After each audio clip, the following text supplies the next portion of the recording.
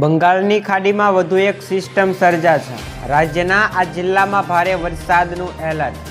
નમસ્કાર મિત્રો, વિડીયોમાં ફરી એકવાર તમારું હાર્દિક સ્વાગત છે। તો મિત્રો, બંગાળની ખાડીમાં આવતીકાલે વધુ એક સિસ્ટમ બનશે। હવામાન વિભાગના અનુમાન મુજબ આ સિસ્ટમ ગુજરાતની નજીક આવતા રાજ્યમાં મધ્યમથી ભારે વરસાદની સ્થિતિ યથાવત રહેશે। હવામાન વિભાગની આગાહી મુજબ ગુજરાતના 29 ઓગસ્ટ સુધી સતત ભારે વરસાદ વરસતો રહેશે। હવામાન વિભાગે સપ્ટેમ્બરના પ્રથમ સપ્તાહમાં પણ વરસાદની શક્યતા વ્યક્ત કરી છે। તો ગુજરાતમાં આગામી 7 થી 8 દિવસ સુધી મેઘમહેર યથાવત રહેશે। આજે અને આવતીકાલે ઉત્તર ગુજરાત, મધ્ય ગુજરાતમાં પણ વરસાદનું જોર વધશે।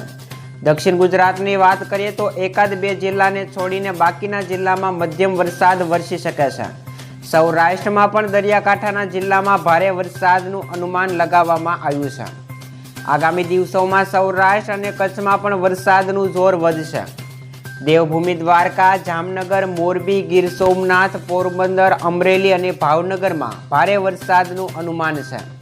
ઉપરાંત દક્ષિણ ગુજરાતમાં તાપી, વલસાડ, નવસારી, સુરત અને ડાંગમાં પણ ભારે વરસાદનું અનુમાન લગાવવામાં આવ્યું છે।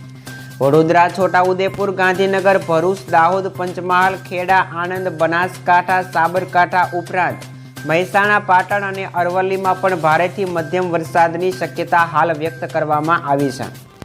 હવામાન વિભાગે આજે રાજ્યના 7 જિલ્લામાં વરસાદનું ઓરેન્જ એલર્ટ જાહેર કર્યું છે, જેમાં બનાસકાંઠા, સાબરકાંઠા, અરવલ્લી, મહીસાગર, મહેસાણા, મોરબી અને સુરેન્દ્રનગરનો સમાવેશ કરવામાં આવ્યો છે।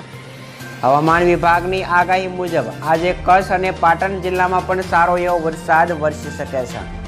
ભારે વરસાદની શક્યતાને જોતા યલો એલર્ટ પણ જાહેર કરવામાં આવ્યું છે। દ્વારકા અને પોરબંદરમાં આજે બપોર બાદ ગાજવીજ સાથે વરસાદ વરસી શકે છે। તો આ હતા આજના લેટેસ્ટ ન્યૂઝ। વિડીયો પસંદ આવ્યો હોય તો લાઈક અને શેર કરવાનું ભૂલતા નહીં। મળીએ દોસ્તો આવા જ નવા વિડીયો સાથે।